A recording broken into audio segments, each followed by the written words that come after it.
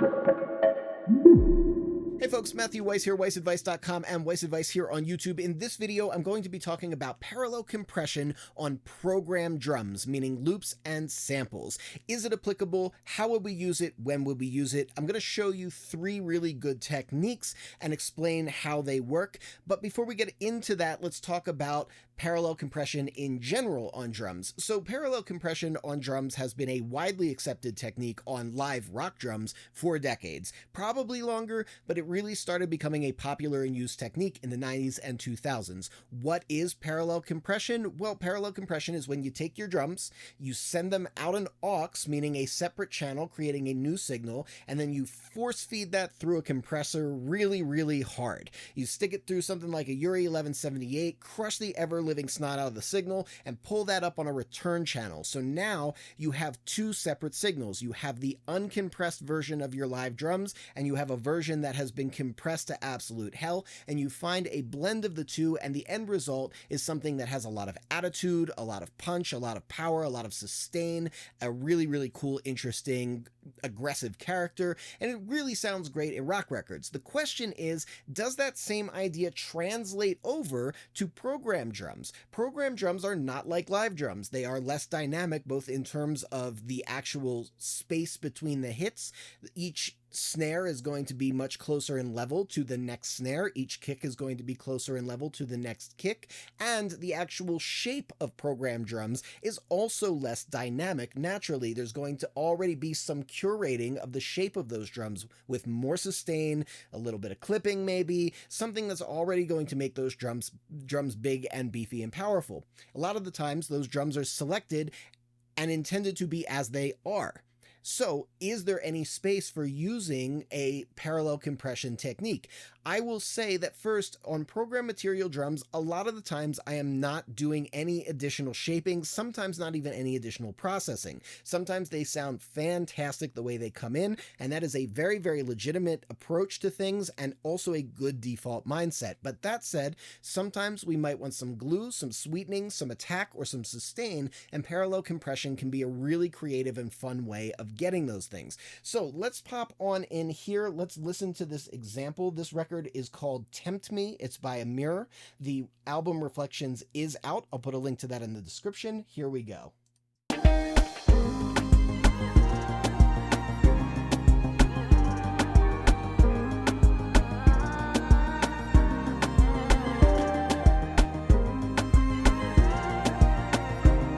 So I think this sounds really good in general. I think the drums sound great. I would say that if I were to maybe nitpick, I would probably want to maybe push the snare and hat up a little bit.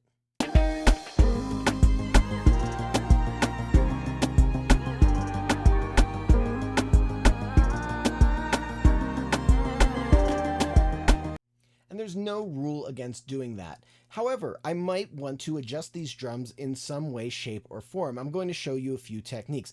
The first is going to be the way that I usually approach parallel compression on programmed drums. So here I'm going to take the mix wave stay level, and I'm going to bring it in. This is going to be to provide energy and sweetening. So this is a character choice, really. All parallel compression, in my opinion, is a character choice. Ultimately, that's why we use it over regular compression. But this one is specifically for the character more than anything else. So I'm going to solo these drums real quick, and I'm going to have this at 100% just so we can hear a before and after in terms of what this is actually doing to the drums.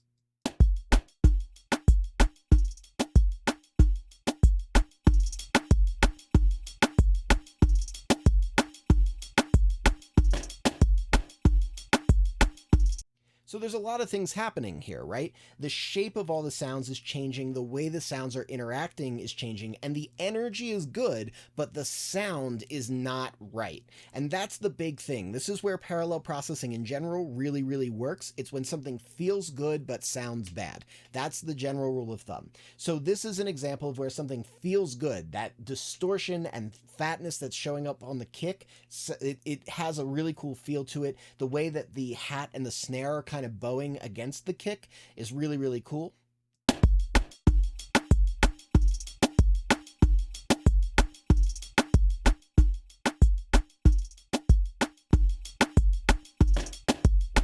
right? The snare changes color and shape. It's a really neat effect. However, it's not going to sound appropriate, right? It's going to sound too distorted, too beefy, and this is where we use parallel compression. Now, in this technique, what I'm going to do is use this on the mix control here. Some DAWs will actually give you a mix control right on the channels. I know Reaper is one of those. Others, you might have to depend on the plugin, but here I'm using it as an insert, and what I'm going to do is I'm going to change this dry to wet ratio. I'm going to change it so that we're 60% dry and 40% wet. And now that sounds like this.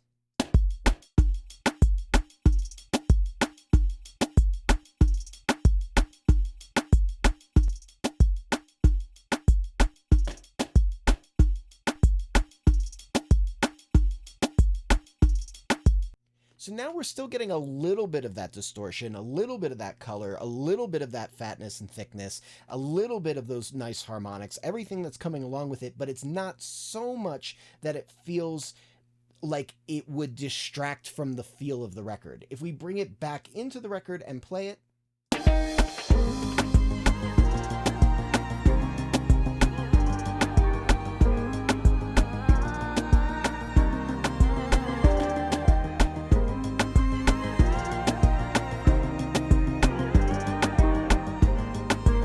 feels really, really good. It's got a great vibe going on. That color that was really, really obvious when we were hearing it in solo, it becomes a little less obvious when we're hearing it in the context of everything. So I really like this. Now, how do we approach it? We approach it by taking a compressor that we really like the character of. And this could be a lot of different things. It's totally subjective, which is why I selected this stay level. I've been playing with it all weekend and I love it.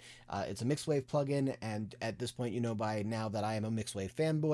So I thought that this sounded great. I was like, okay, let's do it. And what you do is you push into it. You get all the character and vibe out of it that you want. So this is going to be the kind of thing where you're going to be using stuff like LA2As, 33609s, Fairchild type stuff where you might not have the finest control over attack and release, but you're going for character, and then you're just finding a blend where that character adds a little bit of life and energy.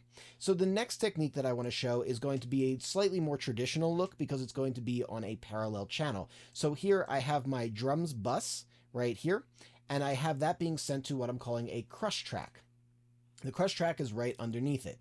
The first one I want to show you here, this is one of the coolest compressors you can get. It's the Eventide Omnipressor, and it's just an insanely over-the-top compressor. There's a million different ways to do this, but I'm going to show you the sustain technique. So parallel compression, and I think one of the reasons why parallel compression is so confusing, can be used in a multitude of different ways. You can use it to make something fatter and fuller and more sustain-driven, or you can use it to make something punchier and sharper and more defined. It's like an EQ. You can use an EQ to make something brighter. You can use an EQ to make something darker. Same thing with compression. You can use compression to make something more sustain driven, or you can use compression to make something more attack driven. So in this case, I'm going to be going with the sustain driven version, and that's something that we're probably a little bit more used to associating with parallel compression, but I'm going to go really, really over the top here and just crush the ever-living heck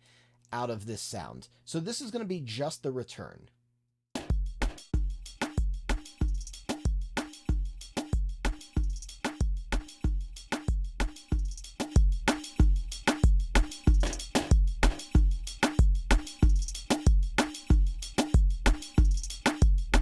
So it's super pumpy. You can hear all of the room tone in the drums. If I bypass this, you might not even realize there had been room tone on the drums.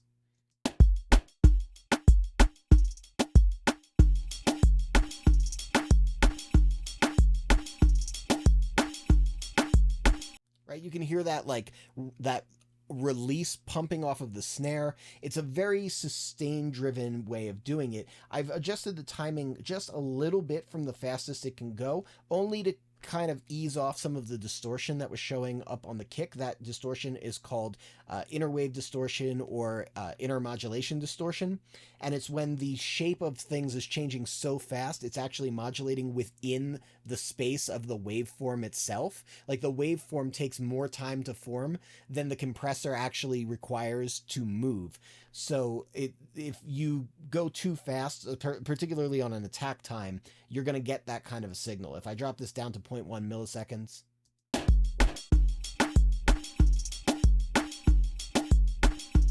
it's really, really chompy and crunchy and weird. So I'm slowing it down just enough where we still get a little bit of that for flavor, but it's a little smoother.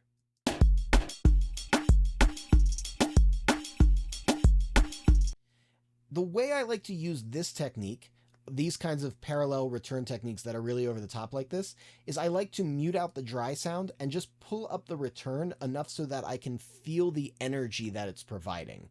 So if I pull this down and start pushing it up,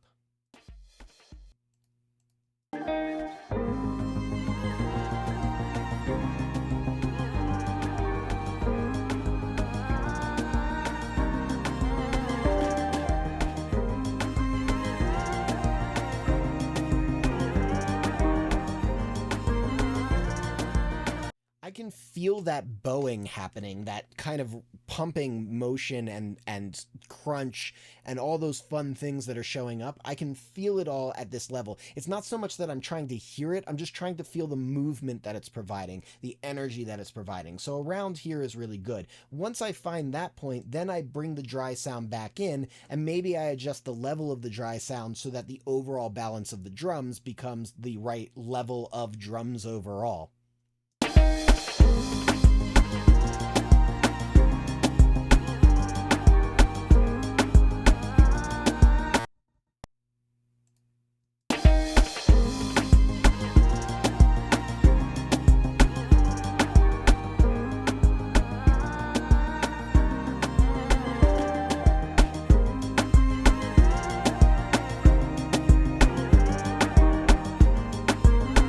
It's pretty cool. So we get like some color on the kick, we get a lot of fatness to the overall sound, all the hi-hats come up, there's kind of this like stressed energy that like just a very, very abundant energy that pops forward. So it's a really, really cool technique. Now I'm going to show you the exact opposite here with the UAD API 2500. So in the Omnipressor version, which would also work with something like Devil Lock from what's it called, Sound Toys, or any kind of Shure level lock type of compressor, really just any like really heavy-handed compressor, you can get that kind of an effect. Now here's the opposite. This is going to emphasize the punch of the sound. This is going to tighten the sound and make it more attack driven. So I'm going to play this out real quick.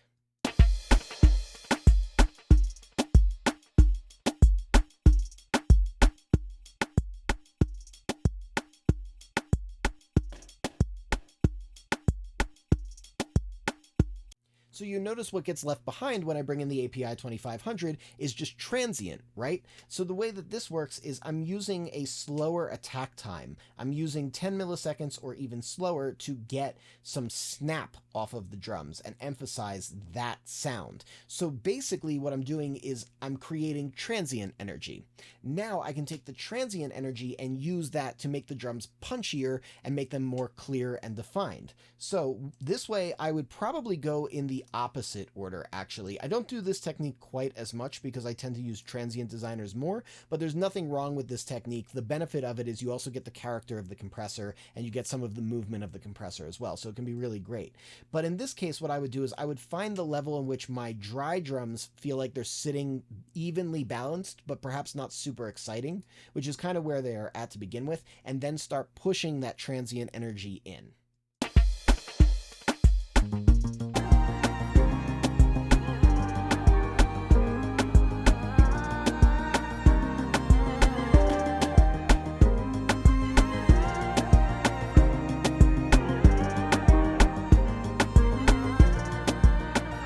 So this this is a little subtler.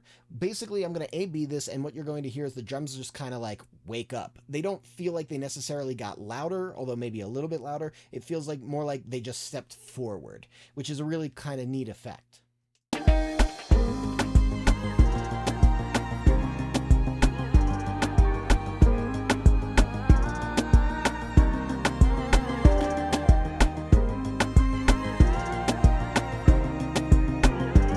So of these three, which one is the best? Well, I would love to hear your comments below. I would say that the best is going to be very much context dependent. It depends on the emotion that we want to evoke, because in my opinion, in the context of this record, all three of these examples sound good. But they have different energies that they bring to the table. This one that we're on right now, the sharper, more transient defined one with the API 2500, to me, it's a punchier, more kind of hip hop approach. It gives me a little bit more danceability because it's defining those beats.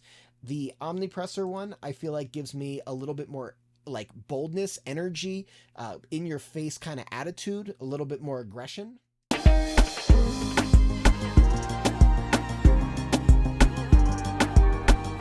Feels like a little more climactic.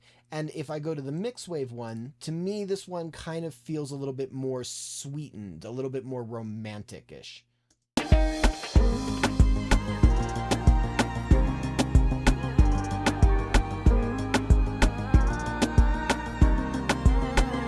And I think if I'm going with just one, for the context of this record, romantic-ish is not a word at all. If I'm going with just one, I think the Mixwave one in this particular context fits the best. I'm getting a very sweetened sound from it. This very, very romantic kind of a vibe. This very cinematic sort of thing. And I think that drum sound is best complemented with the Mixwave in this exact example. But that's only if we're picking one. The cool thing about doing these kinds of parallel processes isn't just the fact that you can do it, it's the fact that you can then use it as a creative tool to create the story of the record. So check this out. I'm going to duplicate this track. And I'm going to put the API 2500 on one, and I'm going to put the Omnipressor on the other. And I'm going to go into grid mode here. I'm going to select these crush tracks. What I'm going to do is I'm going to take my Omnipressor, I'm going to turn it all the way down. I'm going to go over to my volume automation here. I'm going to go to my volume automation here.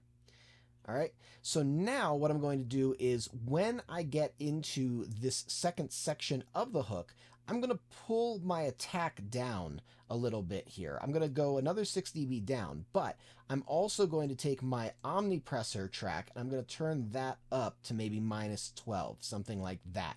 So now what's going to happen is halfway through the hook, we're going to create a dynamic change. Ready? Let's do it.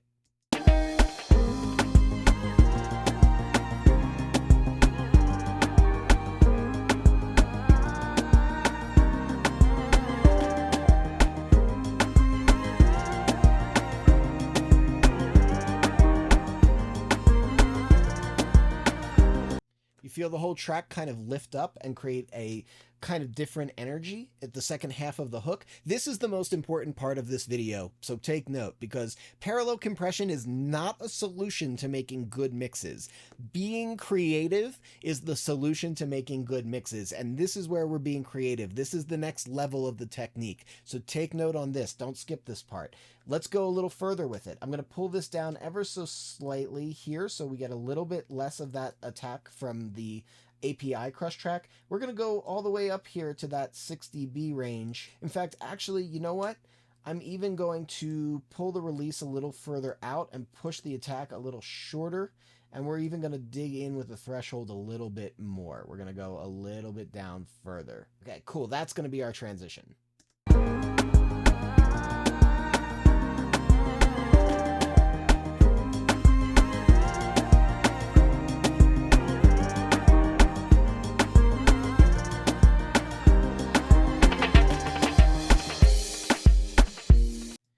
feel that lift, you feel that change in energy. Now, when the hook is playing through and the vocals are in, even if the vocal is doing something similar in both the first part of the hook and the repeat of the hook, now the repeat of the hook is going to feel even more climactic than the hook itself. And that's going to create a feeling in the end listener that's going to make them excited. It's going to make them kind of, in a way, addicted to hearing it. And that's what we're really trying to do. We're trying to get the listener to become kind of addicted to hearing that record and hearing that energy and getting that excitement, right? Getting that dopamine rush. So this is the magic. And this is why parallel compression can be a beautiful thing on drums or really anything else. So if you dig this video, hit that like button. If you want to catch more videos like this, hit subscribe with the bell notification so you get notified. If you want to become an absolute expert master of using compression, you're going to want to check out my video, Mixing with Compression. That is a full-length tutorial that teaches you everything you need to know about compression, goes way more in depth than this, and this was already pretty in depth,